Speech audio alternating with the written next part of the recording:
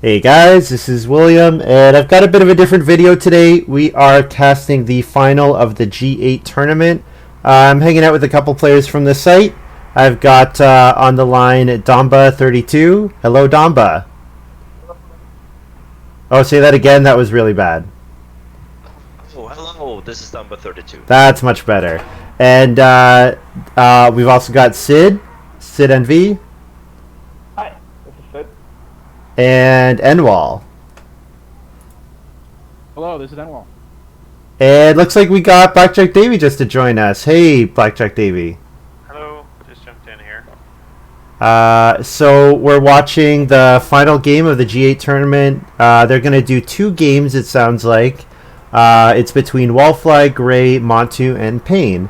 And Donba, you were the big organizer of this tournament, so if you could tell us a little bit, just talk about maybe the format and how these players were selected, and what you hope to see from the final table.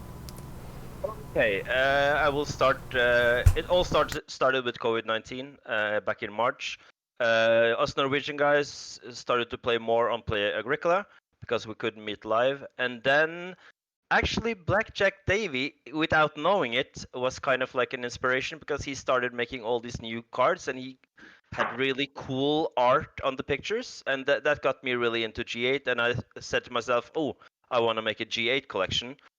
And after a couple of weeks making the collection, then I thought, what can I do to be a positive influence on the community? I don't do the streaming bit. I know you, William, and also Lumin and Marushka and others do a lot with the streaming. So I thought, what can we do? And I thought about this G8 challenge. Yeah, and certainly one of the big things. So one of the big issues we have when you're playtesting new cards is just getting people engaged in the process because it can sometimes be a slow process. And if you're trying to simultaneously playtest and have competitive games, that's sometimes something that's difficult. So I think the big success of this tournament was getting everybody on board just playing these cards, right? And certainly for me, it was a motivating factor for me to play them, for example. Yeah. Um, And also, I want to hook on Enwall here because Enwall uses a lot of time in the CAG, or at least I call it the CAG, the Create a Card forum, part of the site. And it's one thing to read a card and judge it by strength by reading and analyzing in your head, and a totally different thing seeing it being played. You want to comment on that, Enwall? Yeah, actually, this tournament has really helped because both Montu and Will have played a lot of games on stream using these cards. So I was able to see their reactions, their viewers' reactions, and use that to kind of comment on the cards and try to get better results on the cards, actually. Yeah. Sid, have you also played a lot of G8s? I played like 4 games, I think. Your GA tournament happened to coincide with me setting up a new group on Discord, and they basically never played WM or France or G4, Yeah. G5. So I Okay. think that's sort of in for G8, and they liked the set, so we mostly played G4, G5 games for a while. Yeah. I managed to get G8 games in before the tournament ended, but I think it was like Yeah. 3 or 4 of them. Yeah. They're fun. I mean, with Enwell's collection, I like them. With Yeah. I played with a few other collections which were a bit too crazy for me, but Yeah. yeah, I think Annual's collection and I think last 92 and myself and mine have been the most used. Maybe there was another one as well being used a lot. mhm. I think those 3 are the ones I remember. Yeah. I remember playing with last collection at the start. It definitely got a lot better. The streams helped a lot, I think. Yeah. I was able to watch a lot of the streams and comment on the cards. Yeah. So I have cut at least 15 cards from my collection and added maybe 5 to 10 during it. But Blackjack David, I want to ask you what brought you into card making on the site? I'm not sure. I was really glad to get some data on some of my cards. I think I probably play less than most of you all, so sometimes maybe I don't make cards as balanced as they should be. So this was a good opportunity to get a bunch of information about cards, either from comments or just like seeing how they performed. But I guess I've just always been interested in making things, and when I saw there was a way to do it on the site without a magic marker and a little piece of paper, then I was all in. Yeah, and I must congratulate you on such a good. You have like made your own collection of all of your cards and the art and stuff. you seem to use a lot of time to connecting the name, the theme, and the picture, and that makes for a much better experience playing G8 cards, I think. So Yeah, I like the pictures. Yeah. So we're getting towards the end of the draft here. So Donba has some knowledge on the players' first couple of draft picks. So I'd love it, Donba, if you could go over all the drafts, and then we'll maybe get some reactions. Yeah, we can start with the number 1 seed, Wallfly in the red. She, I don't know what the first or second pick is, but she has first or second picked Reeve. Reeve obviously being the forward arc that provides 3 bonus points to whoever who has played the most occupations. And she has, do you pronounce it Clothier? Yeah. Yeah, I think that's how I'd pronounce it. Yeah, it's a G8 card, and and you guys have to correct me, but in the harvest, you get to turn 1 reed and 1 sheep into 1 bonus point and I believe 5 food. Is that correct? Yeah, it is 5 food. Yeah, so it's kind of a lot of food and 1 bonus point, but she's gonna run into some problems that we're gonna get to right now, because in the second seat, Graey has drafted Diligent Farmer. Sid, can you tell us what Diligent Farmer does? Yeah, so Diligent Farmer is a free room. If you have, when you play it, if you have at least 3 categories at max points. So Yeah, at least 3 scoring categories. So 3, either 4 vegetables or 8 grains. Yeah, and normally like 4 pastures for 12 would 4 be pastures. like. I'm Yeah, actually gonna check that to make sure. I always get confused between Diligent Farmer and the other one. Yeah. You're right, Sid. That's right. Okay. Yeah, yep. Yeah, and the other card is Wheelbarrow Pusher. And can you tell us what is interesting with Wheelbarrow Pusher in the game when Wallfly has Clothier? Yeah, there's just not going to be any read.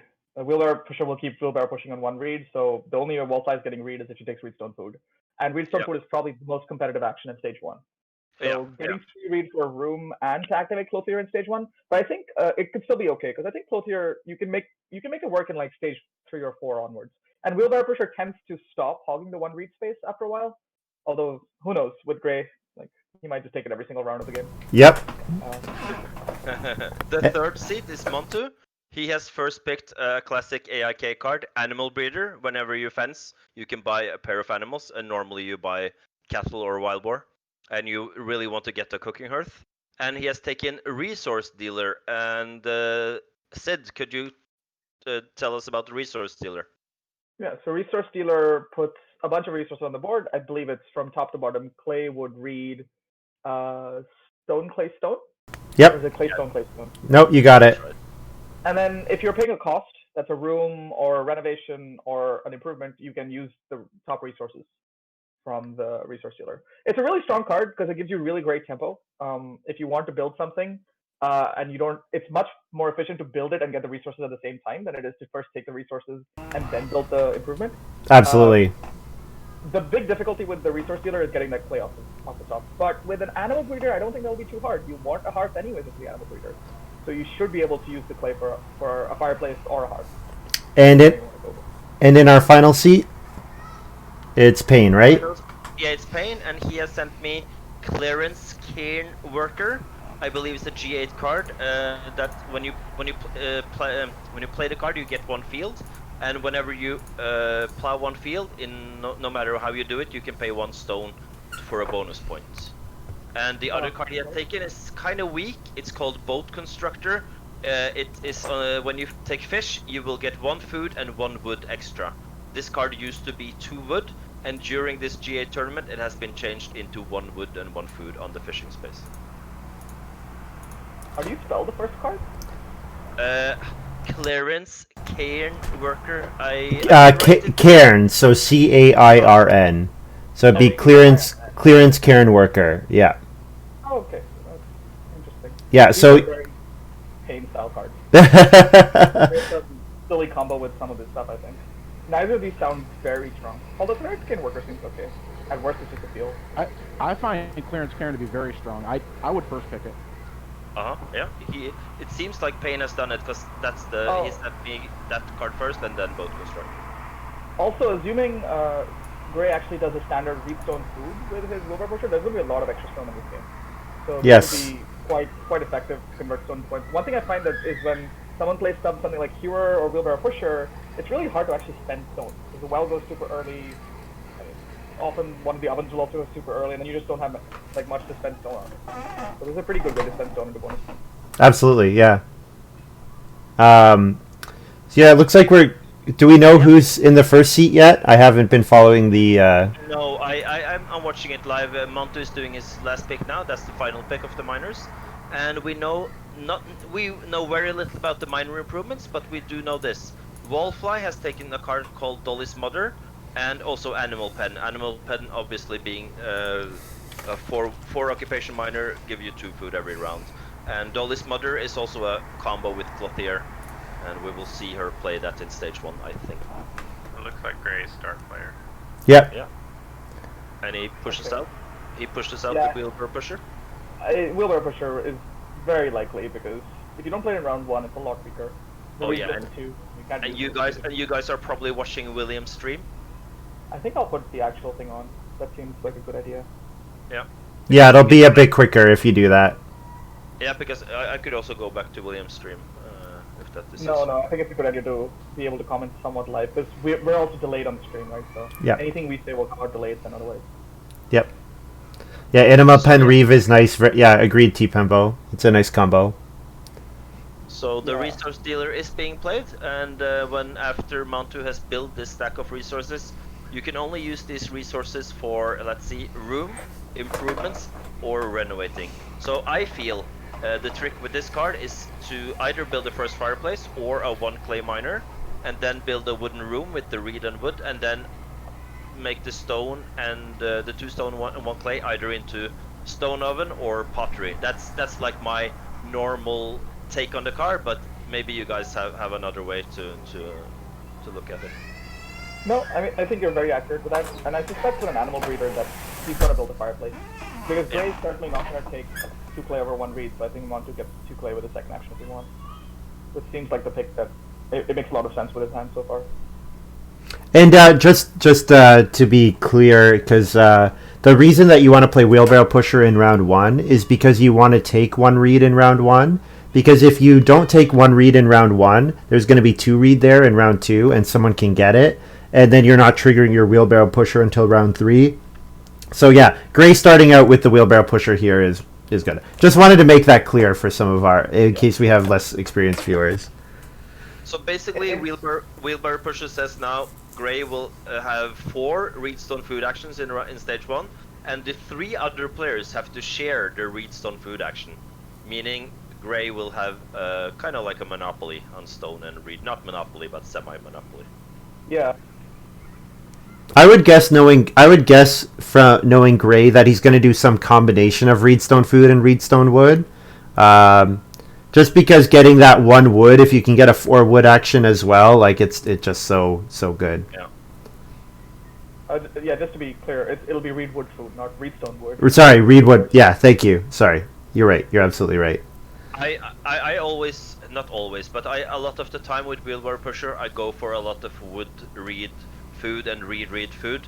Try to build 2 rooms fast, but I'm now more and more leaning towards just being a Reedstone food slave with that card. Wow, Wallfly actually goes for this. Have it. Okay, it wasn't Butterfly Catcher, but she did manage to place 2 food on her farm. But this is a miner, and it's a free miner. It's much better than playing an occupation that only works when other people do stuff. Yeah. For sure. It's basically like weak raspberries, essentially. Right? Yes, this is a very weak raspberries, and it's made by me, I believe. So I was thinking of making it into some kind of berry, but it's cabbage for now. Fine. I think the theme is okay. I think it's a good design. Yeah, I think it's nice. It's nice for miners you can play in round 1 should not be very strong. Correct. Yeah, and I also always, when I saw, for example, in the Friends deck, they guys. Yeah. Can we acknowledge Montu just played Kosher Butcher? Oh my god. Montu just played Kosher Butcher. Whoa. Wow. Did he get a donation on stream? I wonder. That's what everyone said to me earlier today. Why are you playing Miser? Because Kosher Butcher is basically a very weak card, right? Yes. So Kosher Butcher is Oh, there you go, Donba. Your favorite card. Whoa. Yeah, there is my favorite card. Pain delivering for you. Cool. And what does Pain have? Pain will. He has a combo on the fishing, and we also know he has a combo card for the plow. So he might connect grain to plow or fishing to something else. And Wallfly is writing to me in private chat. She is not liking this start due to the fact that her clothier with the reed and stuff will not be happy. Yeah. It's also not sheep at a fairly early time, so food is going to be tight, which means the clothier would have been very helpful. Even just taking a one sheep action might have been fine with that. Kind of like Dove Hunter in that respect. Yeah. Right. So sorry, just to be explicit about why Kosher Butcher is not very good is because Kosher Butcher basically requires a cooking hearth. You basically want a cooking hearth if you're going to eat cattle, but if you're building a cooking hearth and you can only eat cattle, you can't eat boar. Boar come out earlier. They're often more plentiful in the game. It cuts you off from a huge aspect of feeding for a very minor improvement. Very minor improvement in your cattle rate. But we do know Montu has animal breeders, so he can buy a couple. Right. So he can focus on buying cattle most of the game. Absolutely. Yeah. However, something for however, you can't breed multiple cattle per harvest. You can only ever breed one cattle per harvest, which I think is a huge downside with Kosher Butcher as well. You can't ever eat a boar and a cattle and rebreed that back. I think it can work, because if you think about it, if he breeds a cattle and a sheep, that's 8 regenerating food for harvest. Yep. Will feed you. Yep, you're right. You're right about that for sure. It's not awful.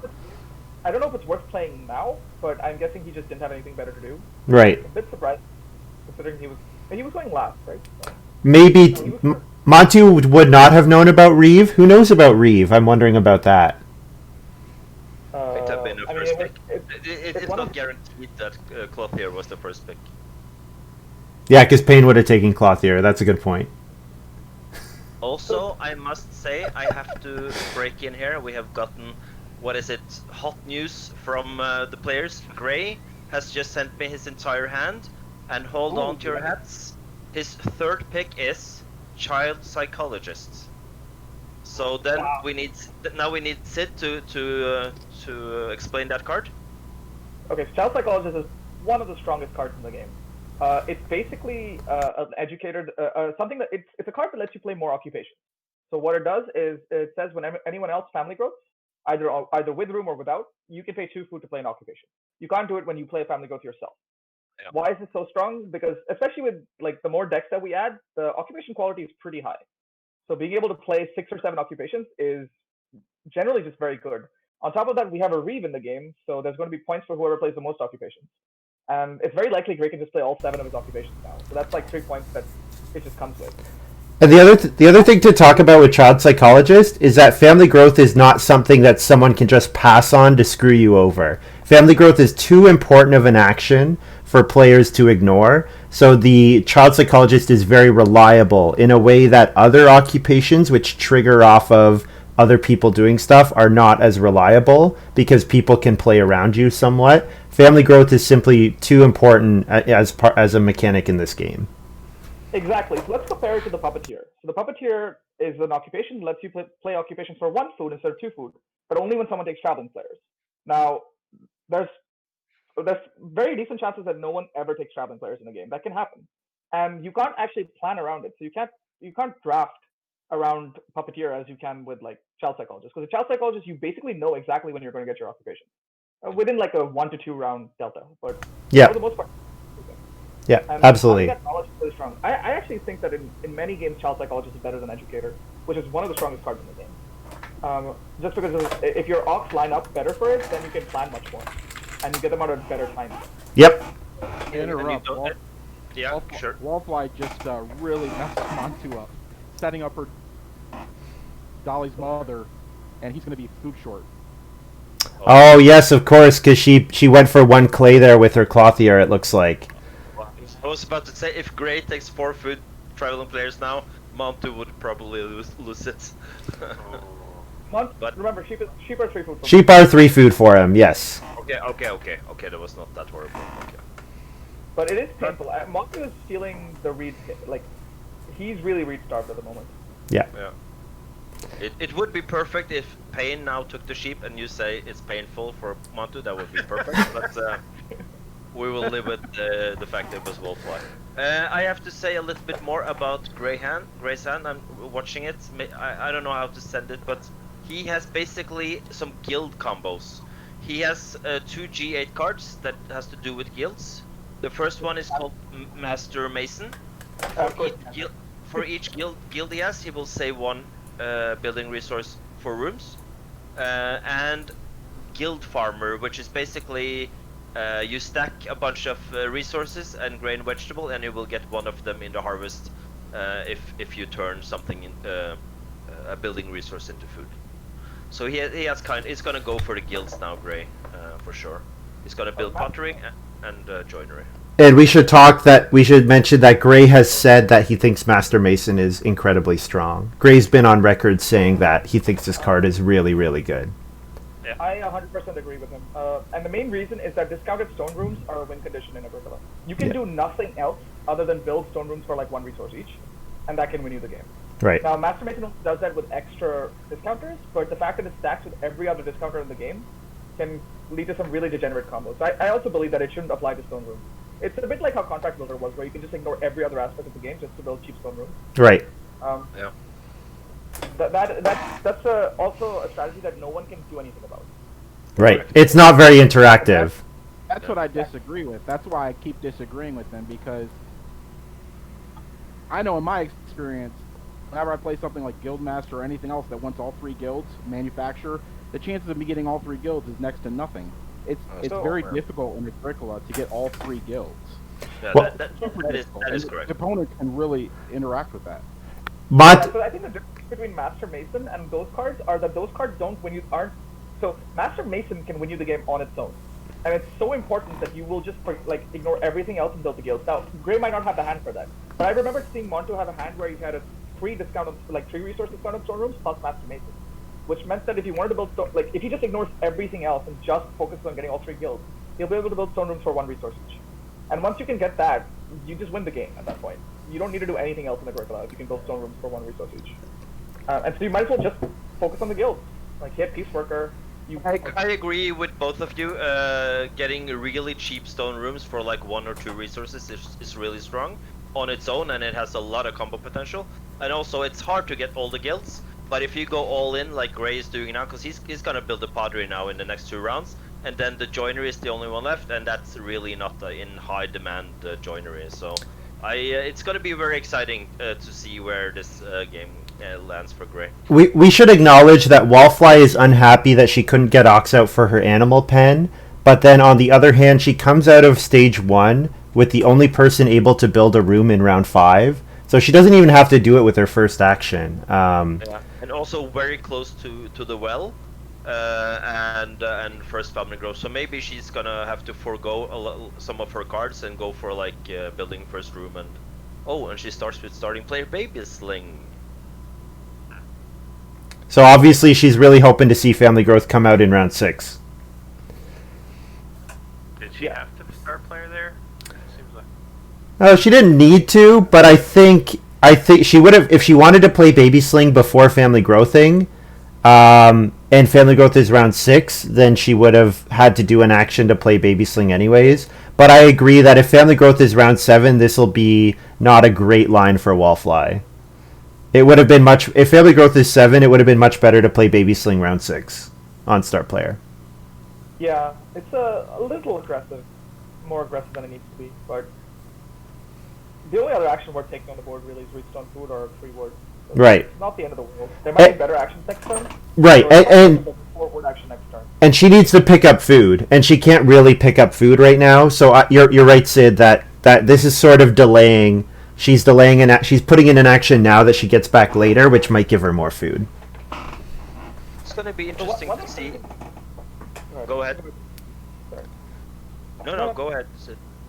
All right. I was just gonna say that we've seen Payne play Unicycle Driver, and he's not used it once.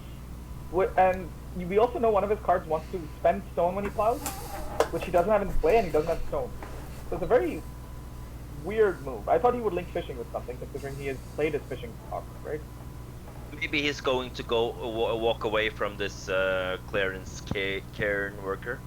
Maybe. Maybe. I mean, I do like linking Graey with Plow. That's one of the best uses of Unicycle Driver, I think. But you want to then do it in stage 1, because Plow gets competitive later. Yeah. Yeah. Anyways, go ahead, Donba. It's going to be interesting to see if he does something with the bolt constructor as well, linking it to day labor or read or the sow action is not that good to link it with normally, but yeah. Interesting. He could link it with sow, and what he could do is he could Plow take grain in one round, and then fish take jump to sow in another round. That's true. Yep. He can't link it to sow. The wheelbarrow pusher completely kills that. We know Wallfly has this clothier. Do you think she's gonna go for Reedstone food in stage 2 and play clothier and have clothier start working from harvest round 7? With 2 sheep already? Did Montu just take 1 read? Montu just took 1 read with his first action in round 5. Wow. Yeah, and he has 1 read on the resource dealer, so now we can build a room. I mean, this is an effect of wheelbarrow pusher. This is what wheelbarrow pusher can do when you don't have discounts on read somehow. Yeah. Yeah.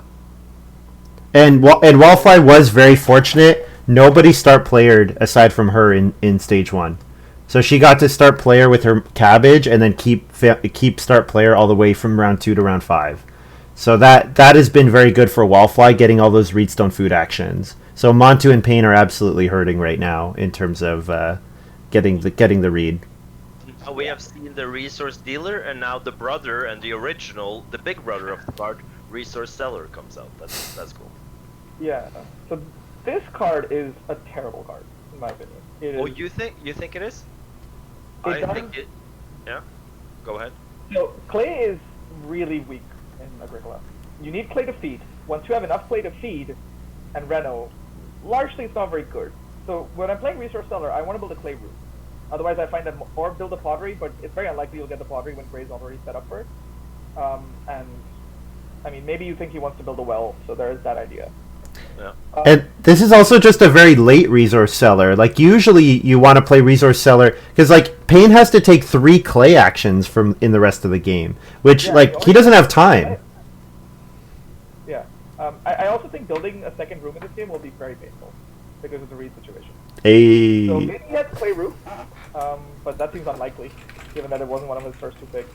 And who passed his clay roof? Blackjack Davy or Animal, do you want to share your opinion on the resource seller card? It's definitely not as good as I thought it was when I first started playing Agricola, and I thought it was the best dock ever.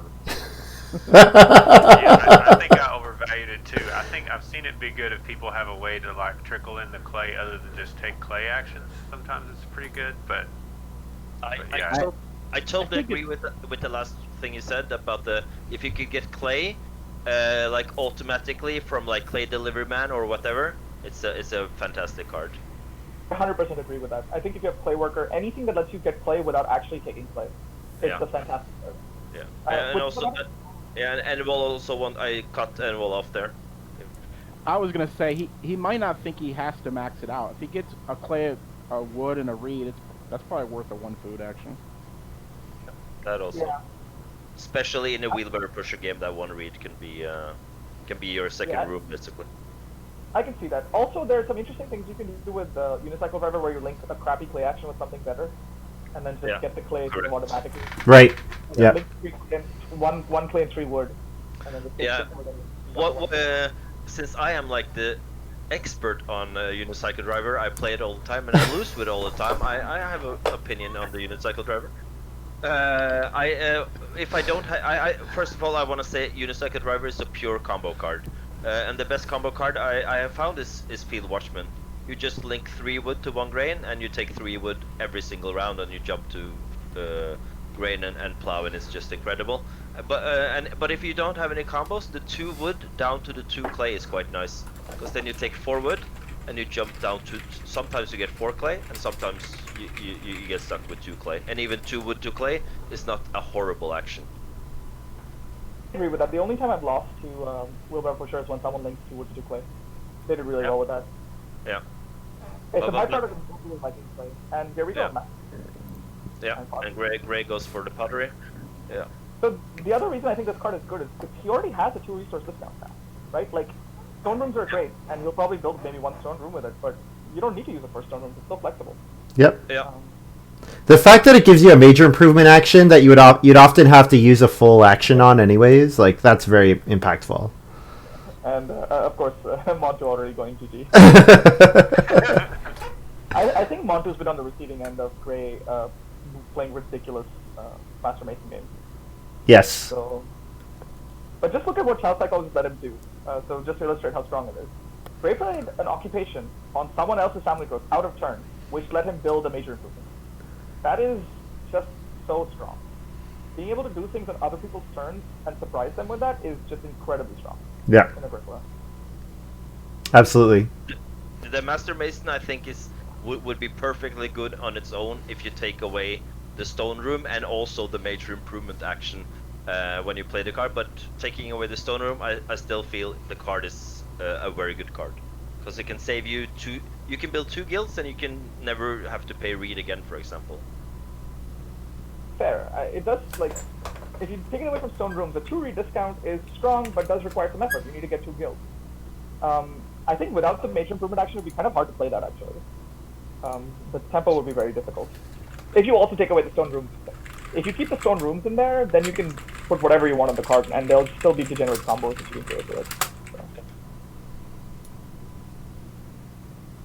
Cool. I'm getting comments that you guys are a bit quieter compared to me, so I'm just boosting all of your volume across the board. But keep talking as you were. It's fine. I'm just letting you know. It's no problem, William. I will talk louder. My ears. My ears! Oh my god, you're gonna get people subbing now. Montu's got Grotto here. Speaking of cards that give you clay without actions. Yeah, there we go. Yeah. The wrong person has it. Yeah, yo, exactly. Yeah. Oh yeah, it was the same person. I thought it was the same person now. Montu's pretty sad that with Grotto and Resource Stealer to see the pottery gone this early. Yeah, and also the sheep swipe from Wallfly. Not the swipe, but taking the sheep early was bad from. Mm-hmm. Yeah. Certain Hey. how much is feed for all this? The food for all this? And well, go ahead. All right, I'm just gonna say I actually have to bow out, but and it looks like Graey has this one, but I gotta step out. So, luck to everyone. Thanks. It's nice chatting. Thanks for hanging out. See you later. So from Wallfly, we've got Survival Master. I'm going to have to read this one.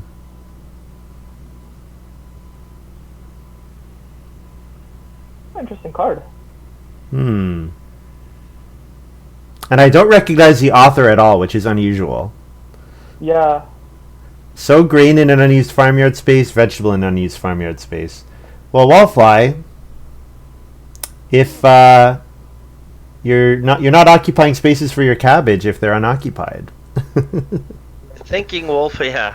I'm thinking Wallfly is playing this card kind of like the cowboy effect, because now she can breed the sheep even more, and the sheep can grow to even more sheep. Yeah, because you also get the cowboyish effect on one. I'm slightly surprised it isn't the clothier, given that she still needs food for the harvest.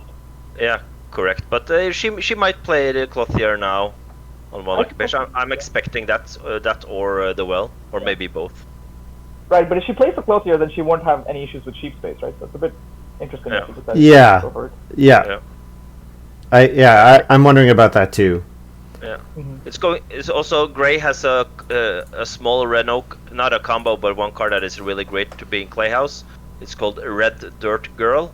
Whenever you take clay, I believe, when you are in clay rooms, you will get a food, a reed, and a grain. So basically, both that clay is gonna take and the reed is gonna feed him into his guilds, and he's gonna get some crops. So it's gonna be interesting to see how soon he goes for renovation. I think that card is really good. I'm kind of surprised. I complained about it like a while ago. I'm surprised that it's still the same, to be honest. I think is it not changed? I thought it changed it to a choice of reed or grain. I haven't read the updated. I can check the updated. I like the card, but I feel it could be a little bit too. No, If it's a choice, I think that's a good card. I think it's too strong otherwise. One reed or one grain. You're right. Yeah, it did get changed. I'm looking at it right now. Okay. Yeah. That seems like a fine card. It'll still go well for him, just because he'll get to build more clay rooms. Yeah. I expect to see a lot of rooms from Graey this game, actually. Yeah. But also that card that hasn't been played yet, but it's called Red Dirt Girl. I feel it's a really cool technique of a card. That's the wrong word, but or the synergy of you have to be in clay rooms. It's something new and it's fresh. It's kind of like manufacturer kind of. Yeah, I like the card very much. Yeah, I like the idea of the card, and I think with the rebalancing, it's a perfectly fine card. I don't think it's too strong. Can you guys talk about this miner now being played? This is one of my favorite free miners in the G8. The Gold Instance and Mirror. What's not to like? I like this one. Yeah, you like it? Can you talk about it, Blackjack? It's just one of the ones I always include in my sets. It's simple enough and easy, and it's kind of gives you a little variety. It's a nice one to play with Grow. Yeah, I think it's good. Yeah. Getting Sid, getting a free food without any prerequisite on your first family growth with other stuff is pretty nice because it just makes that early game feeding so much easier. This is like building materials just better, right? Basically, you play it when you need to for start their action, and then you get it a bit delayed, but you get a lot bigger payoffs. So I think it's a great miner. I mean, it's probably not too strong. It's fine, but it gives you exactly what you want, really. Yeah. Like you want to when you grow. Maybe it should have some prereq, like have to be played in stage 1 or something that so you cannot play it on FG. Maybe it's a little bit strong to play it on your family.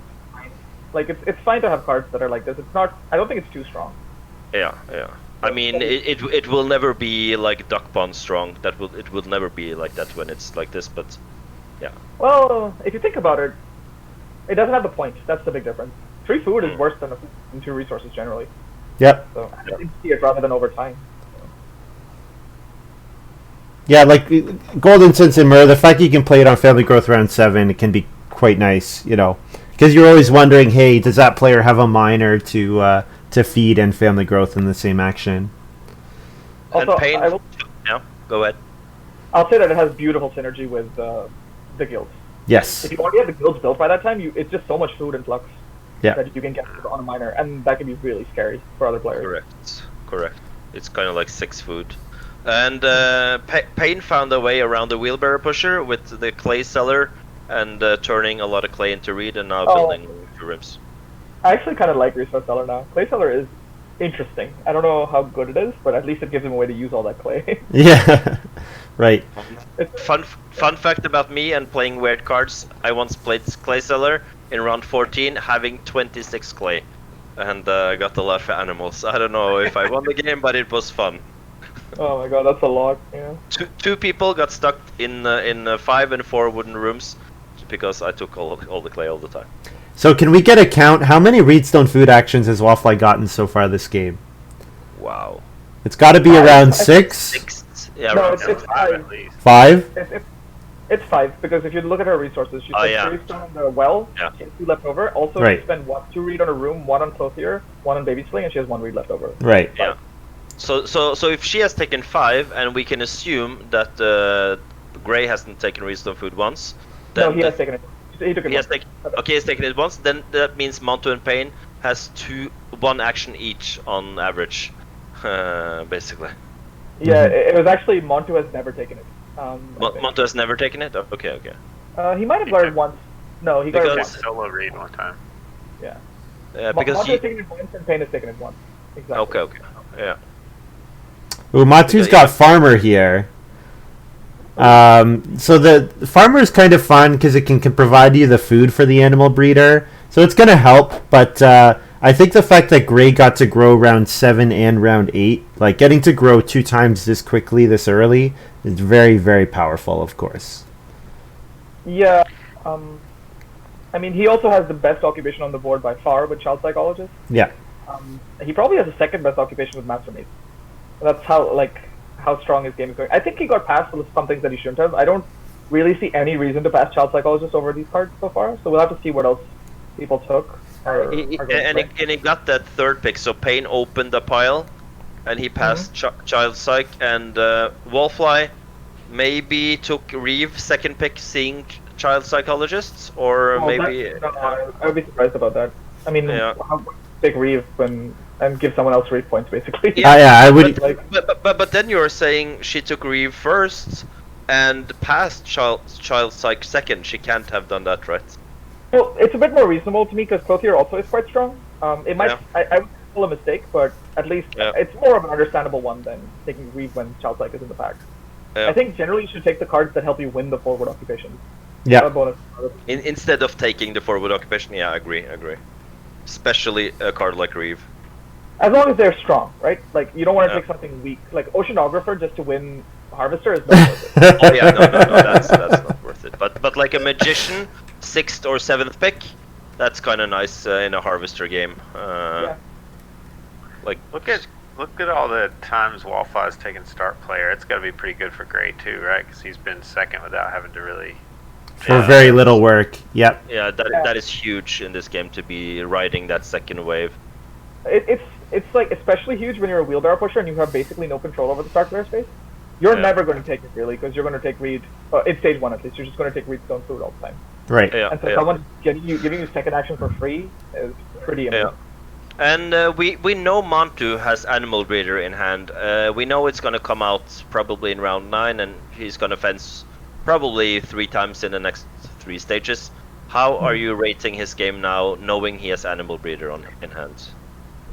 I got to see how he gets the food to like get over the hump to make it work. But there's definitely a hump there. I agree.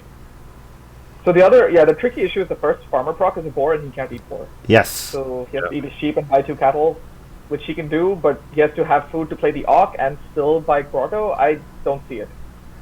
He almost wants to fence twice before this next harvest. Like, it's almost that level so that he can proc farmer twice. And you know what? It looks like that's what he's doing here, playing Animal Breeder. Yeah, he ate a sheep for 3 food. And now he's gonna maybe fence twice now in this stage. Yeah, I suspect what he'll do is he'll fence once by sheep, and then fence another time by cattle. Yeah. Agreed. Yeah. When I play Animal Breeder, I always get stuck in 3 wooden rooms, and I have a cooking hearth, and that's it of my major improvements. Do you guys ever find yourself in that spot, or is it just me? I remember when I was learning the game, I thought Animal Breeder was the most broken card. And it's a very good card, but I remember in 2009 playing on the site, just getting stomped by Animal Breeder over and over and over, and was just like, oh my god, I hate this card so much. Going to 4 wooden rooms with Animal Breeder is almost impossible. You need some significant discounts or to get a bunch of 6-wood actions. And I think Grey's gonna potentially get 6-wood here. No, Wallfly would probably take it, I guess. But the other issue with Animal Breeder is it basically is a food card. So you still need more to win. Like, it does give you animal points, but for the most part, I think of it as a food engine more than anything else. Especially when you have a Grotto, you're going to eat so many of your animals. Yeah. And it's on purely on its own, it's like a decent card. Then I normally fence twice for cattle and wild boar.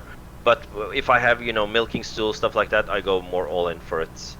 Wait, what you're looking for with Animal Breeder are like animal payoffs, a zoo director, a milking stool, an ox team, a milking hand. That's when it becomes really amazing. Yeah. It's still like a top card, though. I also think that it's gotten worse. Everything that gives you food, I feel, has gotten worse with the more decks that we add. I think the food inclusion is one of the biggest issues. Also because Uwe's new deck structure has a lot of food in them, and we've been following his deck structure to an extent. Yeah. So that has created a lot of food in Yes, you're absolutely right. Because I think what happened is they probably had some playtest data or some feedback data that said people say Agricola is too difficult's not the right word, but difficult. Like, it's too cutthroat. It's too, like, the feeding is too hard. Yeah. So I feel like that was a response, that his deck structure was in response to that feedback. At least that's my guess. Yeah. Another thing to keep in mind is a lot of people don't play draft. They don't play, or they won't play 4-player games. Yeah. 4-player games is the only player count at which food is actually generous. 2-player games are almost like a half about food, In fact, the first stage in 2-player games is entirely food-based. 3-player games are so food-tight that the first fireplace wins more than the first room does, I think. 5-player games are incredibly food-tight as well, just because there's so many actions, animals never accumulate. Right. So, with that in mind, I mean, adding a few cards that increase the food is not a terrible idea. It's hard to create a balance that can work for every player count. And we draft cards. We draft from 9 cards, so our average power of our cards is much higher than what most people play with. Yes, absolutely. Yeah. It's worth keeping in mind, and I think it's perfectly reasonable for them to do that. So. Yep. No, you're right about that. Yeah. It's as Rilo Kren points out, it's the same but different.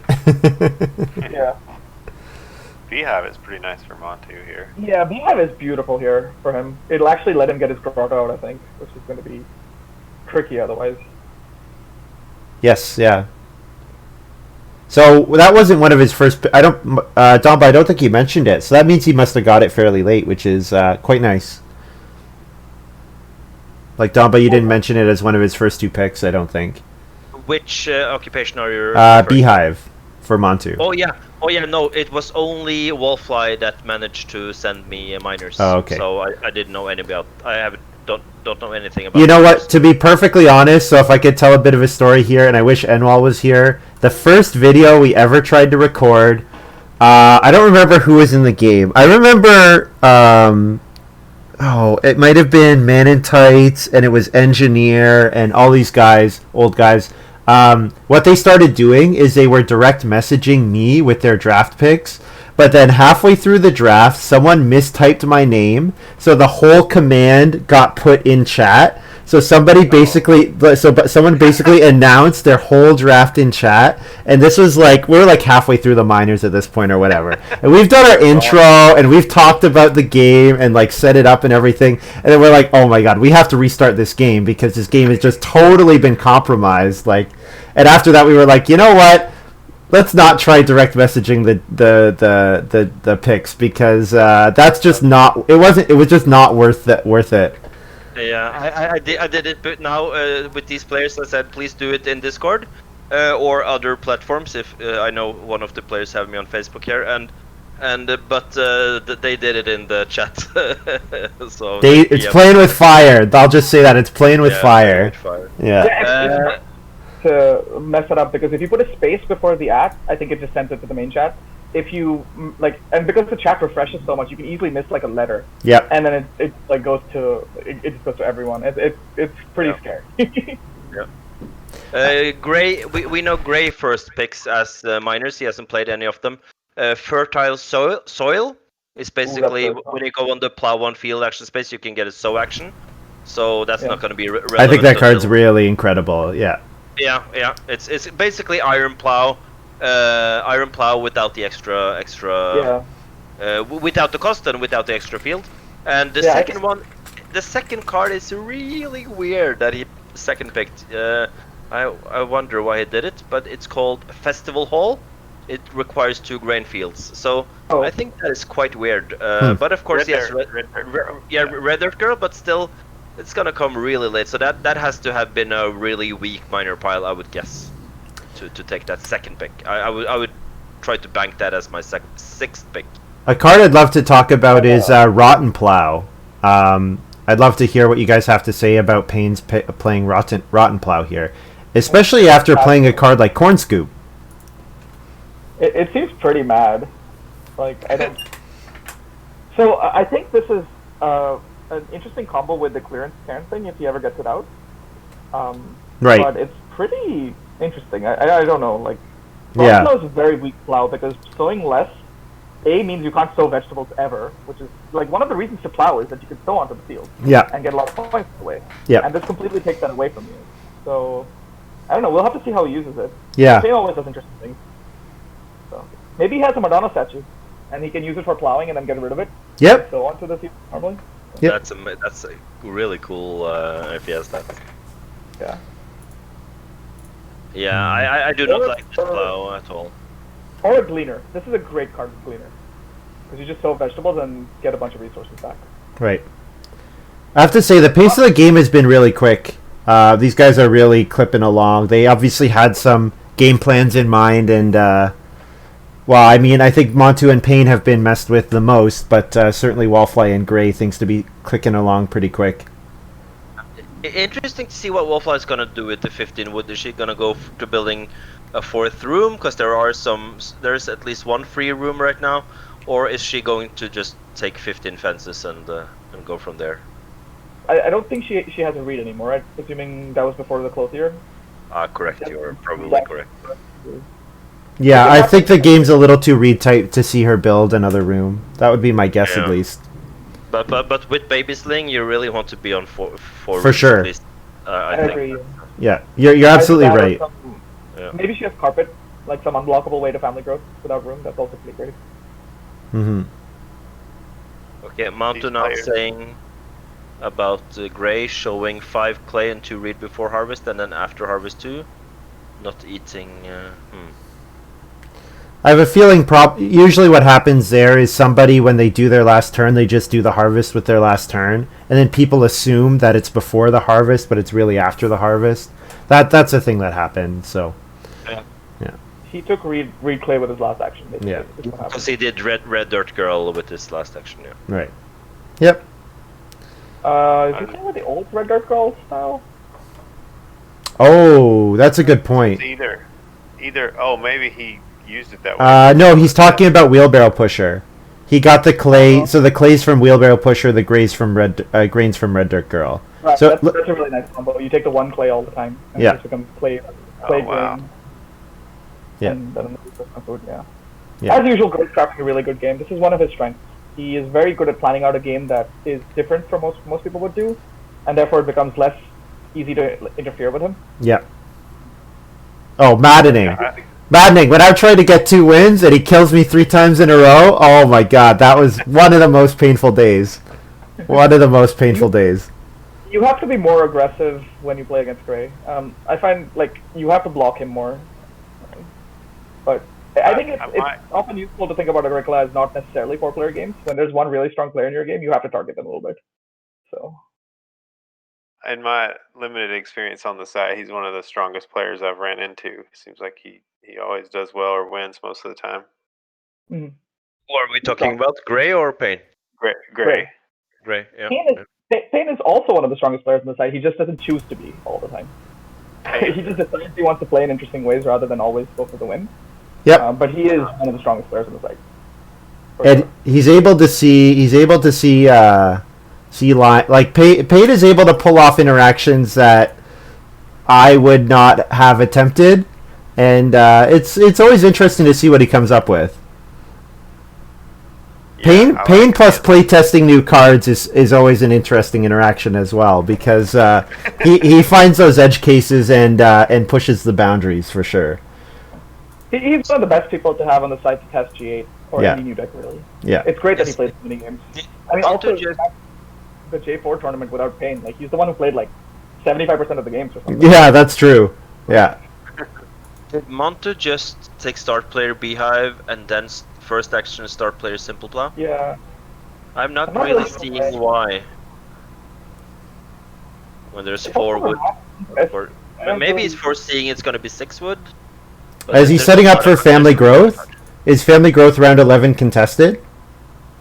When his grotto is free? Oh lol, he has grotto. That could be the thing. Yeah, it could be contested because Graey can build and Wallfly is close to building, and Wallfly is still showing 1 read, by the way, after harvest. Yeah. Well, let's talk about the Wallfly played. It's really interesting. She just played a fence dealer. She's gonna let her fence 12 with 6 wood, and then she can't fence 15 anymore. So I guess she's actually going to go for a room here. Sounds like it. Yeah. Yep. She could still joinery too, maybe. You think? For sure. Yeah, definitely possible. No, she doesn't need the extra. Montu gets the stone oven here, of course. I'm just gonna quickly point out, anytime you're building an oven, your goal should usually be to bake with that same action, because the efficiency is just extremely high. But, of course, Montu, we talked about this earlier, with the pottery gone, he doesn't have much else to spend his resource dealer resources on, so. I feel the resource dealer resources are meant for these 2 cards, stone oven or pottery, or the minor half timbered house or something like that. Yeah. Or if you have clay roof, that's like the ideal thing. You can basically use it on anything you like then. Right. Yeah. Mm-hmm.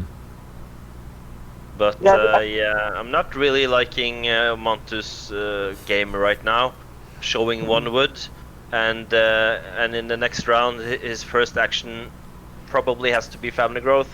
So I'm not really sure if I'm liking his game. His feeding is pretty decent, I have to say. Like having cattle breeding at this point is helpful for sure. Yeah. I agree there, but I would like to. I would like for him if he can take 6 wood first action, but I think Graey is not gonna allow that. I think Graey is gonna build a room, and but if Montu can get 6 wood first action and family growth maybe last action, that would be something else. I hope Wallfly has carpet. Carpet would be fantastic here for Wallfly. Yeah, it looks like it, right? Like, I don't really understand the fence dealer if she has carpet though, because she does need to build rooms then. Yeah. You might as well 15. You're just costing yourself points. I guess you can build a joinery and go for stables. Yeah. Slightly. Yeah. There you go.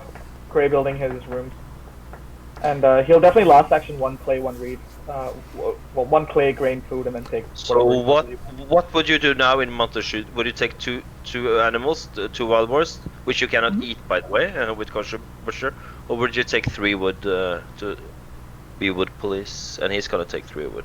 Makes sense. Yeah, he has to take the wood. He's a bit wood starved, but I think it also depends on what minor he has to play. Yeah. Like a growth no minor would be pretty painful at this point. I agree. Yeah, I think if I'm Montu, I'm staying away from boar until like maybe round 14. I'll pick up 1 boar, but just like he's not gonna have capacity to be breeding boar for very long. Yeah. I think his last animal breeder should just be for boar basically. Until then, he doesn't have to bother with it. Barterer. I have to read this one. Like, oh, that's interesting. He can get a lot of clay with this. Building resources, you can pay other building resources to get more of that type. So the idea is he just takes 1 clay. Wheelbarrow pusher gets into stone. That turns into 3 clay. So his 1 clay actions now are 4 clay, a grain, and 2 food. Yeah. I mean, this is just the power of this as well. You can got all of these combos set up where you just don't have the actions to play 6 occupations and still do all the things Grey's done. Right. So. I wonder if Payne took Clay Seller pretty highly, seeing like maybe I can see Payne seeing Barterer and other cards like that, and then deciding, oh, I'm gonna take Clay Seller, but then they didn't come back because they ended up in Grey's hand. I wonder if something like that happened. Yeah, that would be interesting. Although it seems more likely that Clay Seller will than those cards, but yeah. Right. So, I mean, at this point, I feel like this is a fight for second place. Maybe Payne has some ridiculous combo that can get him points, but it looks like Graey has this one pretty wrapped up. Yeah, I agree. So, Graey has 1 vegetable incoming from his guild farmer, and also a reed and a cattle later in round 14. But he has placed a clay for some reason, but there should be 1 vegetable. Oh, Donba, they can't see your message. If you wanna chat, you have to put an exclamation mark in front. They have turned off. Yeah, basically when you quiet all, it like prevents people from chatting unless you shout, and the way you shout is with the exclamation mark. Okay. That's how you can see with the brackets. Private message? No, private message should be blocked as well. Okay. Because this is key information. I think I have to. They can talk to you, but you can't talk to them unless you shout. I believe is the way that it's set up. This is like being a kid all over again with the parent. So which is Dance Ground? Yeah. Montu just played Which is Dance Ground. That's one of my favorite cards. Yeah, that's a shield card. It's a very good card on 3-room strategies, I think, because it's almost always 2 points if you're staying on 3 rooms. Yep. Is it exclamation point and a space between, or just straight to the message? No, you just straight to the message. You don't need a space. Yeah. Okay. Payne's got Iron Oven, which is one of the like it's a very strong oven. The fact that you can play it on a minor, and the fact that it turns grain into 6 food. Certainly, Corn Scoop is looking better, but Yeah, the fact that he's never going to be able to sow his grain, or not efficiently, it's quite painful.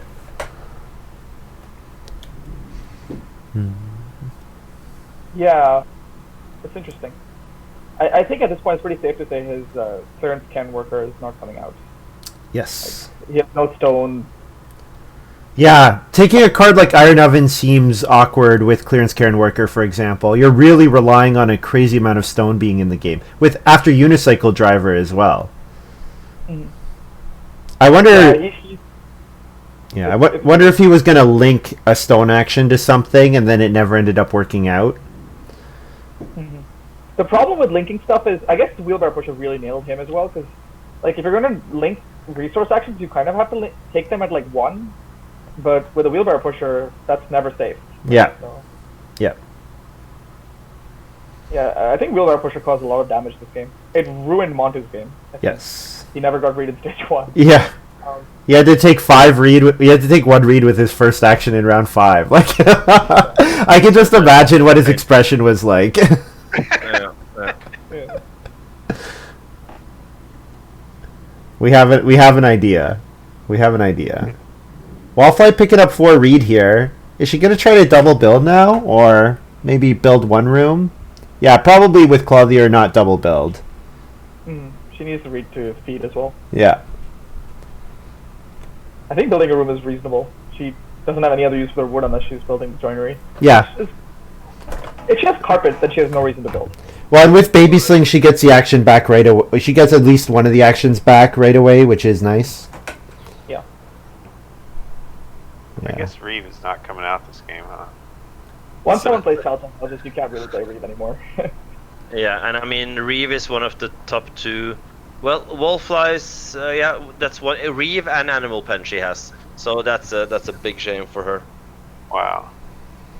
She did start 4th in round 1, which getting locked out of occupation early was hard for her. That's a good card. But it's funny because if Wallfly had played 4 occupations in stage 1, she's almost certainly in a worse situation than she would be now, having gotten Reedstone food, 4 or 5 times in the first 2 stages. Like, it's funny how the game can work that way. Like, what was available to her was probably better than what she might have planned otherwise, because of Wheelbarrow Pusher, especially. Yeah, it's a sign of adjustment, right? Like, Wallfly played it well, I think. She saw Wheelbarrow Pusher go down, and she's first all of stage 1, and you don't pass on Reedstone food when there's a Wheelbarrow Pusher in the game. Absolutely, yeah. So, give up on your Animal Pen lines. It also doesn't look like her Ox are particularly early game Ox. Mm-hmm. Right? So, aside from Clothier. Well, she didn't get a chance to play them in the early game, so maybe the ones that she had didn't come out. Yeah, that's fair. Reeve would almost certainly have come out if she was going for Animal Pen. Yeah. Yeah. Which has just been 3 more points for Graey, basically. Yeah. Not that he needs them. Doesn't look like it. Yeah, he built a joinery here. He's probably going to build a stone room. I like Stone Sculptor, but don't usually see it come out for 3 stone in round 11. I think a lot of people push this card too early. It's often you're better off spending your stone on improvements earlier. Yep. But so I quite like playing it in stage 2 or stage 3. Yeah. Stage 4 is a little late, I agree. That's interesting. Yeah, I guess with a card like that, I'm usually trying to get it out in stage 1, but sometimes that warps your ability to build a room, so that's a good point. Also remember, he never got Reedstone food, right? So right. Well, exactly. You're right. Right.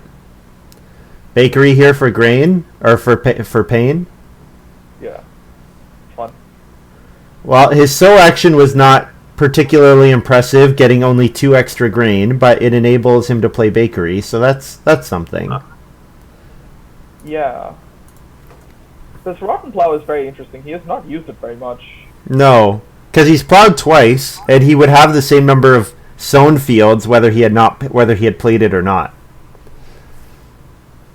Right? Because he plowed once and then he plowed 2 fields. Yeah. Exactly. But he also has no wood. This is, yeah, he needs to fill up his farm, for sure. And the Rotten Plow does help with that, for sure. The problem is Plow is very competitive at the moment, so I'm not sure how many more times he'll get to use it. Yeah. So there could be only 4. Yeah, there's going to be 4 more plow actions this game. So does his plow work on both the spaces? Yes, it does work on both. Yeah, that's at least something. And the small plow, the cute plow from Montu, that hasn't been used. The simple plow, he can go one time on the plow on field and get 2. I wonder. Wallfly's game is looking. It's reminding me a little bit of the J4 games because Wallfly might end the game with 0 fields, and that's like I've done that with a couple of my J4 games so far, playing with the new format, where plow is very competitive, and it looks like it's going to be all of this game as well. Yeah. Plows are in AG2 games, the revised edition. Plows are extremely tight, which I think is one of the good things of that edition. I feel like we've slightly inflated the plows a bit too much in the main game. Oh my, Hunt School. That is a great card. I don't know that one. It's basically a free card. Yeah. Nice. Yeah, this is good for Wallfly. Yeah, she might actually take the route now. This card used to be 1 point, and then we got Oxman to tone it down. That's good. To remove the point. I mean, Oxman makes a lot of really cool and good cards, and he is probably one of the best card creators, but some of his cards, if I were to speak politically correct, they tend to be a little bit on the strength side. Shoemaker. Are on average a bit too strong, but like they're also the most interesting. So, definitely. Is Wallfly going to family growth this round and then family growth next round? Maybe it is then now. And why play Shoemaker now for you can only build 8 4 stables. Okay. She's got to be going for the joinery, I would think. No, the joinery is taken. It's been jeez, I missed that totally. Yeah, I mean, Graey just got it last round. Oh, okay. That's another discount in his rooms. Although I suspect he might not be building. He might build one more stone room if he gets a chance. Maybe it is correct that. Oh no, he can build a clay room pretty easily. Yeah. Okay. Yeah, with all the clay he gets. Looking at Wallfly, she has 5 occupations. Could it become like playing a 6th occupation next round and then in round 14 play the Reeve? It could happen. Possible, but we know that Gray's going to play his 7th occupation at some point. It's still good I think he'll get there. Oh yeah. He also has the child psych. Yeah, you are correct. The main reason he's not been playing that is because its effect has to happen when you play it, and he doesn't qualify for it. Right. Wallfly slings. Oh, of course, Graey could family growth. I missed that. Yeah, and Montu is probably going to get family growth with that room. Yeah, that's the next round. Yeah, so in round 14, it doesn't look like anybody's gonna take family growth. Yeah, it's quite a crazy game. It's sort of interesting that Wallfly felt that she had to first action grow. Knowing Graey, I don't believe he would have grown just to block Wallfly. Yeah, it certainly looks like Graey wants to get like a nice sow action this round. Probably this round with his clay oven. He wants to probably sow 2 grain and a vegetable and then bake 1, I would guess. But maybe he doesn't need to with all his guilds. I also think it's worth pointing out that like your 5th family member offenses does very little. Right. And I don't think Graey is going to be particularly compelled to grow. He'll grow if he gets it, obviously, and if he has a minor to play. But sometimes it's just worth saving your 5th growth for a while. It's not a big deal. Yeah. Of course, yeah. The plow is much more important because of how competitive plow is. Yeah. I guess another thing to think about is if he is going to try Diligent Farmer, to play Diligent Farmer, what are his categories? Pastures, fences, grain? He's going to have some issues getting any of them right now. Yeah. Like he needs 2 more fields to get fields. Grain is doable if he gets 1 more field, right? Yeah. But pastures, he needs 5 more wood at least. Yeah. Right? He doesn't have anything in discount. So. This Reno queue this game is a little bit interesting. They're starting to run out of actions to Reno. There's 5 left. And I suspect Wallfly will end up not getting to Reno It's not clear to me that she'll be able to get there. She has to take 4 clay next round, or she doesn't have a shot at renoing, basically. She can take 2 clay twice, but that's just never worth it, really. Animal pen in round 12. Wow. Oh. 4 food. It's a point, and it gets her the food back from Shoemaker. Yeah. But not the dream. Not the dream. It's also only 1 word because of timetable, so it's a word for a point and 4 food. Still fine, but yeah. Yeah. As she says, it's super late. Much better than round 14, yeah. Yeah. And I've never seen an animal pen played that late. Have you? maybe. I mean, I might have played it in probably round 11 at the latest, maybe. I had a game not that long ago where I played a very late Animal Pen, but I don't remember. I mean round 14. Yeah. Oh, round 14. Oh, yeah. Of course. Yeah. I think that's mostly a joke from chat. Oh, I haven't been paying attention to Twitch chat at the moment. I played House Goat round 12 once, so could do some awkward plays. Don't worry, Twitch chat. I'm looking out for you guys. That's really interesting. The power has come down a lot, which, again, I think it's just all about the food being easier, I guess. Right. Yeah. And all so, those cards, like Barn, Swan Lake, all their power has decreased quite a bit, just probably because food is easier. Yeah. I also look at cards like Master Stableman make House Goat quite a bit worse. I think there's more incidental animal holding that you want to do, or even getting an animal and then finding the way to eat it later. I think that's a lot more common. Okay, Payne is playing the card. Yeah, I mean that's fun. He gets it's a field and a point for him. Yeah. Assuming he never ran it, so and then he can do it once more with Rotten Plow. So. He's crafted an interesting game. He just has no wood. Yeah. So. Yeah, absolutely. Mm-hmm. Yeah, I agree with you, William. I've actually had a chance to look at just EIK WF G4 G5 stats over the past 2 years, and there's a pretty drastic difference in power between these cards and playing with G6, G7, G8. I think probably what happened is when G4 GDEC and WM in France were all obviously published not long after the development process, right? I think there was a pretty intensive development process for those decks, but G4-5 has kind of languished. It's been like more than 5 years, and so I think there was a little bit of disengagement. Like people weren't as interested in playtesting beyond G4-5 because it was like, well, G4-5 hasn't even been published yet. Like, what's the point? And I think because of that, we maybe lost a little bit of engagement, and then I think those decks didn't have the same level of development time and the amount of people as invested, Yeah. And you also see that in the voting in the create a card. Before it could be like 30 votes on a card, and now it's like if a card gets like 12 votes now, it's normally a very popular card. So there's not many people coming in and voting either. Right. Yeah, I think that's why this tournament has been really great. I think it's made G8 get a lot more playtesting than in G6, G7. I mean, we should give a lot of credit to Rookie for making those collections because he put in a lot of effort just to get things done himself. Yes. Without really that much help from people, just to make really collections. Like G6 is actually a really good collection now. Because I think G6 is really good. I think G7 has a lot of difficulties. But that's because G6 collection is now more than like a year and a half old, whereas like G7 is much younger. So with more playtesting, I think we'll get down.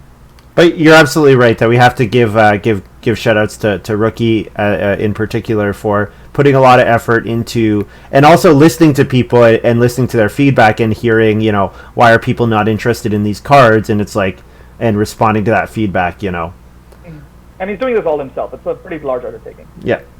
Yeah. If Graey gets to play an occupation now, is he close to hitting his? No.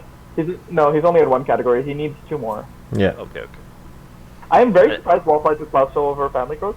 With Baby Sling.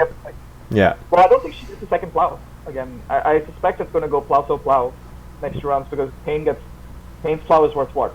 She will get Family Growth because now it's on Payne, and Payne's Plow is like 4 or 5 points, but she gets Family Growth back. Yeah. I mean maybe that was the Galaxy Brain play. That family growth was always going to wheel. Yeah, it was pretty actually. If you think about it, if you look at the farms, plow, and Right. 6 wood, and it was just Montu that had to I start missed that. player. Yeah, but both Graey and Pain being at 5 players made this pretty easy. And Yeah. Montu has to get a plow action with simple plow. Like he can't not get a plow. I bet simple plow is only on the 1 space. I'm gonna check it. Yeah, it's only on the 1 space. This does not apply. I think he could have a crazy plow throw action to start off with. Even with his like less good throw action, it's going to be really good. Sling, baby sling, and make a shoe with shoemaker. That's cool. That sounds like a nursery rhyme. Yeah, yeah, that's right. Yeah. Yeah, Blackjack, you were saying? So I just a point about someone mentioned the power level of those old decks versus these G8. Just for the cards I make when I'm looking at them, or if someone makes a comment and I figure up the power for them, I always just add a 1 to whatever it is, because I try to think of how they would be if they were mixed in with just the EIK deck. Cause, right. You know, if it has like a power of like say 4 among all these broken G8 cards, then probably it would be higher. So I agree. I agree that it's that's a good way to put it. So Rookie has data on this. He actually tries to average his collections at a significant chunk lower than G4, G5, because when he made G6, there was a pretty clear spike up once it started getting played with the normal decks, and so his G7 he's sort of adjusted for that. Mm-hmm. So, but we'll just have to see how it functions. Like one thing that we can always change cards until they get published, and who knows when they're getting published, right? So. And I have to say, if you're this deep into the video and you love Agricola and you're interested in stats, you got to get on the Play-Agricola forum, because there's no place with better, deeper analysis in the world. You get to hear, like, you got to read Deshin's posts. He makes some fantastic statistic posts. So if you're this deep into the video and you're not already checking it out, check out the Play-Agricola forum, play-agricola.com/forum. And there's lots of incredible and strategy posts and everything. Yeah. Come play on the site. Come play on the site. There you go. That's right. That's all you got to say. That's true. That's true. Yeah, I definitely support that. This has been great for me over the pandemic to discover this site. This site like the recent half year? Yeah, Blackjack, you did that really fun post. Was it in like March or something? That was a great post. You made a nice long write up, which was awesome. Yeah, I was really excited to find a place. I'm used to playing a couple live games a week in person, or used to, and then went without it for a while. So yeah, that's great. It's nice to have the site keeping us sane during these times. Yeah. Also, the players here are much stronger than what I'm used to, so that's good too. Yeah, I would say that there are definitely good players who don't play on the site, but there are a lot of really strong players on the site. And my game has improved a lot playing on the site, so it's definitely, if you want to get better at Agricola, there's not really much better place to play unless you have a private group who are very strong, which I know some groups that are very strong and play privately. So. Yeah, for sure. As long as you like playing live, you can't really play asynchronous here. Yes, and that's the big difference between people. And for me, I think that's a big pull for us over Boîte à Jeux, for example, the ability to play live and get your game done in an hour and 20 minutes. Yeah, I can't stand asynchronous anymore. Yeah, it's so slow. Some people take weeks over a single move. Yeah, well, that's why I dropped out of that Meeple League. Yeah, because it was I go back to the game and it's like, I don't remember the draft. I don't remember what my plan was. And, I try to do a quick move. Like, I do it on my phone while I was on the go or whatever. And it's like, I look back and I'm like, oh, that was an awful move. But, that's okay. I've always said that you should be able to program your next move. For example, if you're the only one that can take family growth, just, have it like, my next move will be this. And if this is taken, I will do option B. And if option B is taken, I will do option C. And if you could do that, then it would speed along a little bit more for you, maybe. But yeah, Boîte à Jeux doesn't even have synchronous harvest. That's the real killer. When you're Mm. going for the harvest, and each person feeds individually, and they take like 2-3 days to do their feeding. Yeah. Yeah. I will say the Meeple League has extremely, really high quality play at the higher division. Yeah. Yeah. So, like Graey plays there, and he's not currently winning Div 1. They're really strong players. Yeah. Yeah. I won. Not- I won Div 1, and then I dropped out of it, and then I was like, I'm done with this. I'm not. I'm not having fun anymore. I used to play a lot of Poitasjö, and on my peak weeks, I had about 300 games going at once. That was like my normal Wow, thing. you're crazy. 300 games. 300 games. 300 games at once, and but that was summer holiday, and I was watching bicycling in the summer. I always watched the Tour de France, and that's like a 7-hour broadcast. And then I woke up in the morning, and I had maybe 150 to 200 actions to do, and I did those over breakfast, and then 2 hours later, I got 80 more moves, and I could continually play Agricola all day long. So you're just hitting the next button on Boîte de Jeu, and there's just always something for you to do. Yeah, basically. That was crazy. But then, playing, 250, 300 games, I got begging cards in, I would guess, probably 10 of those games. So I wasn't paying full attention. So let's point out a fun card that Payne just played. He played a card that basically negates his Rotten Plow. Seed plow? Yeah, cool. Lol. That's and he funny. Actually will get plow for basically not for free, but Montu has already taken star player and he has to do plow. Yep. So, That worked out nicely for Payne, I have to say. This is fun. Yeah. I just noticed this Swamp Farmer card that Wallfly played. That's another card that was hit by the wheelbarrow pusher because she couldn't get read in the ground Yes. early. Although she read stuff with so many times in stage 1, she could probably have played this. Like, Yeah, maybe. Yeah. And also keep in mind, Wallfly now has the ability to play Reeve for 7 points, and nobody will take Family Growth in round 14. So Graey has to play manually. Well, but Graey also can't benefit from it anymore. He blocked off his room space, which is Oh, he can't play Diligent Farmer. You're right. Yeah. he can't play the card. He just He can. Oh, right. It's only Payne that knows about Reeve. Either nobody knows about Reeve, only Wallfly, or it's Payne and Wallfly. So if anyone else has an off they want to play, then Wallfly will probably get the Reeve bonus by herself. But because Graey goes right after Wallfly, Yeah. if Wallfly plays Reeve, Graey will just immediately off 3 points. Yeah. That's funny. We after all of our talking about Reeve giving the points away to the Child Psychologist, it's possible now that Child Psychologist does not get the Reeve bonus. It's possible. Yeah. Especially with Gray's first or second pick, he's not playing basically. Yeah. I must also say this: if you look over the farms, if Reeve was played right now, Graey would still win this game. So because right. Because Wallfly has 4 wooden rooms, and there's 2 clay on the board, and he's gonna win by a small landslide, I think. Yeah.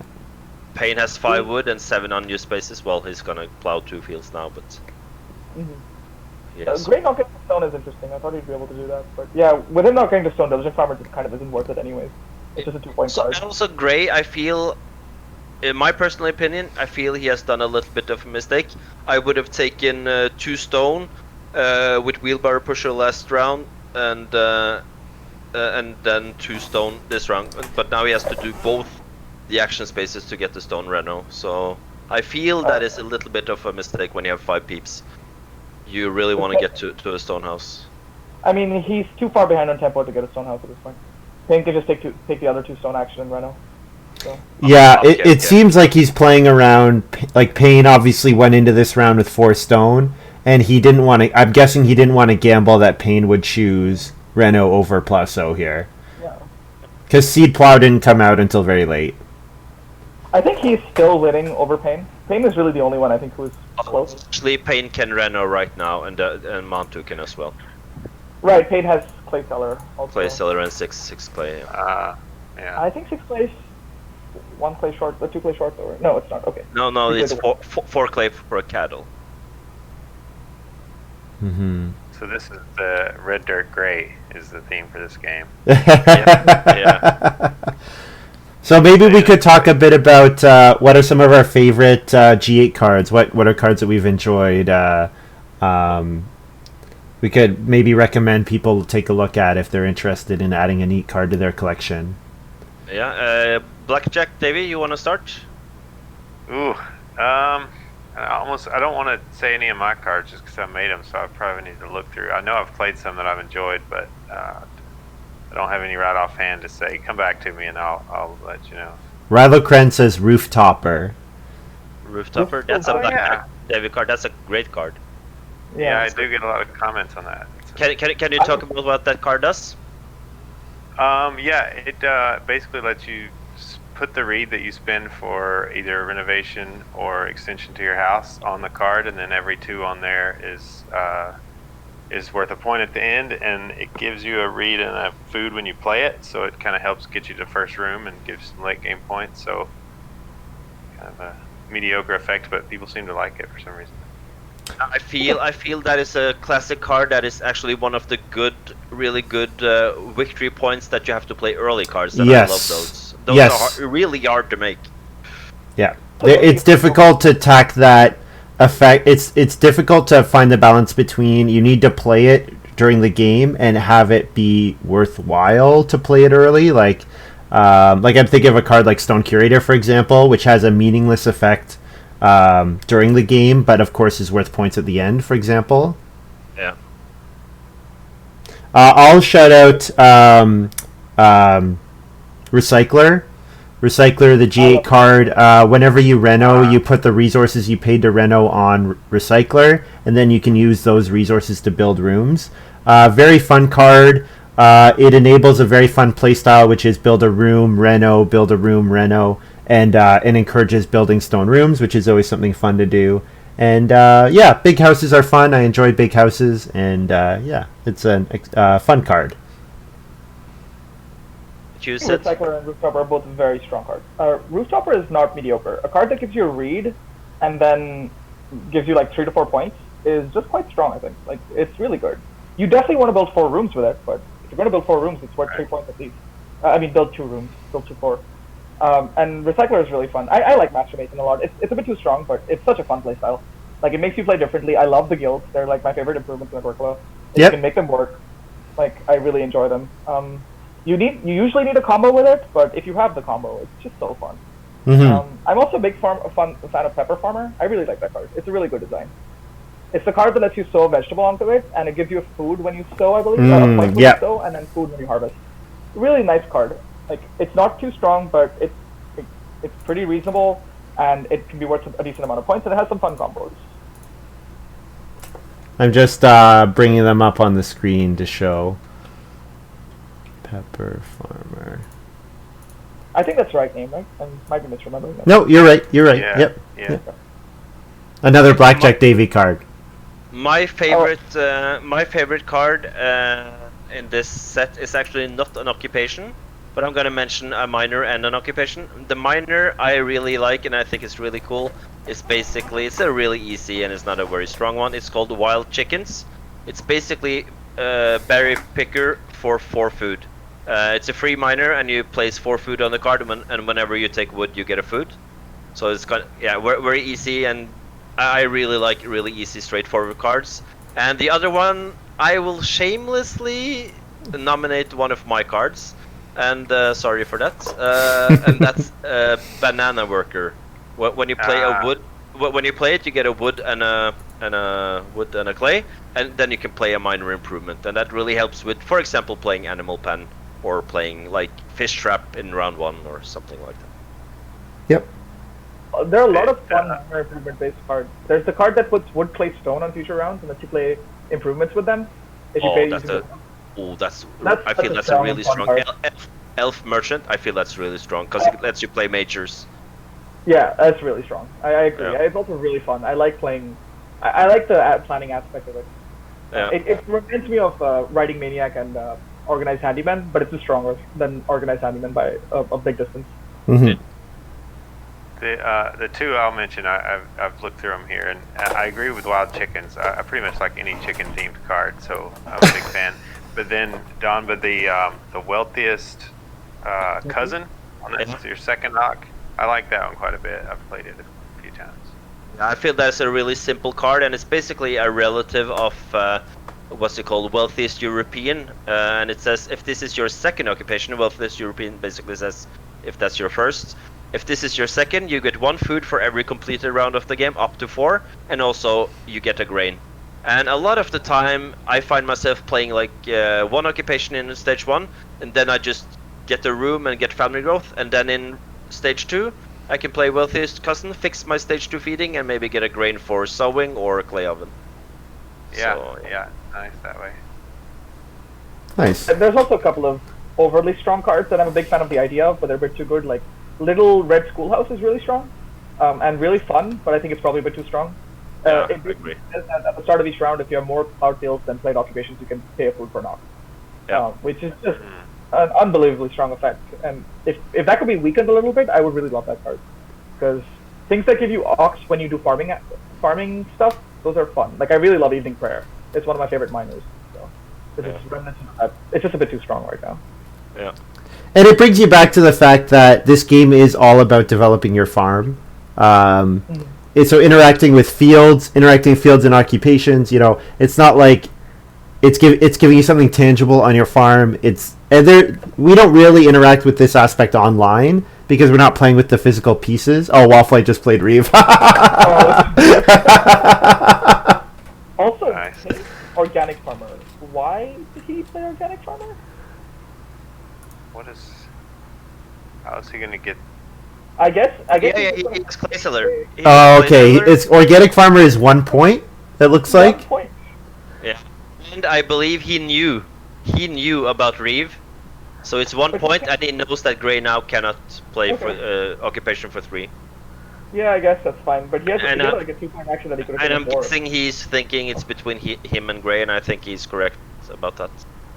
It is, but he's also nowhere close, really. I think. Oh yeah, that's true also. I Well, guess we can check the he scores has now. The game's 5 basically points. over. He has 6 points. Yeah, he has no majors, Pain. That's Graey is underwhelming. Yeah, Graey is currently at 54. Payne is currently at 29. Yeah. It is not close. I mean, Graey has had an absolutely perfect game, basically. Aside from not playing his last talk, Yeah. not diligent farming, he basically had the perfect game. Yep. I think whenever you see Master Mason play all 3 guilds, they're probably winning. It's a good point. Yep. Yeah, that's a good point. Yep. And also he has this guild farmer, which is just really icing on the cake. And Red Dirt Girl, which is a strong card. Graey got, I think, a few too many strong cards in this draft. Yeah. That's one of the things that happens when you're playtesting is people are uncertain about the strength of the cards, and particularly uncertain about how they interact with existing cards. So that's something that is definitely has an impact when playtesting cards. Is you're not sure.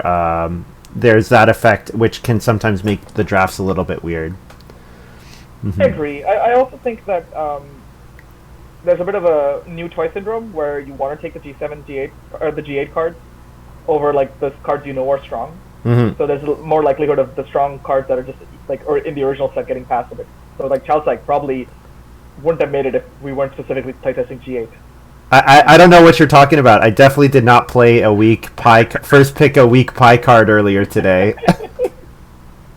Yeah, Altruist. That's. Yeah. I don't think I've ever seen Altruist win. Such a weak card. Well, I've also never seen it with Slapdash, I guess. You know what? Altruist will never win unless you first pick it, because you'll never build around it if you don't first pick it. I'll say that. Yeah. No, I understand. Like, my favorite minor in Agricola is Ranch, which is like it makes you play Agricola totally differently from how you normally play it. So if you guys don't know what Ranch is, it's a Z-deck card or an HE2 card, which says that if your farm is complete, you immediately get 1 point and 2 food for each round remaining. Mm-hmm. So it's a really interesting and strong card, but it makes you not build runes. And I specifically take draft cards sometimes, which will only be good if I get Ranch as my first pick. I'll pick some so stuff like real estate agent or like supervisor, or Field Doctor. I mean, Field Doctor obviously is just very strong anyways. But yeah. Mhm. Sometimes you have pet cards that you want to hope you'll get. I still never actually managed to do it though. There's a rule. Go ahead. In the game, there is a rule question. If you read Clothier, and then you also read the Swamp Farmer. Swamp Farmer says whenever you sow, blah blah blah, the reed is treated the same as grain and is harvested during the field phase. Yeah. Okay, during. So Clothier is first, unfortunately. Yeah. Yeah. So yeah, it does not work. Yeah. But it's really weird to me that Clothier is not in the feeding phase. Why would it be in the field phase? That's weird. I don't know either. I guess it's the Tapestry Weavers during the field phase, and maybe it's just mimicking that. Okay, maybe, yeah. That's what I normally do when I go in and make new cards.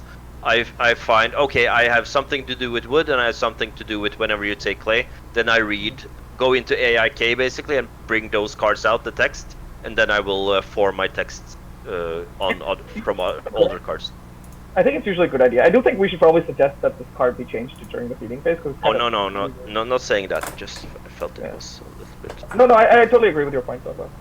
It's usually good because keeping text consistent is important because not only do we like sometimes cards have limited text, so being able to build a language that sort of has conventions is really useful.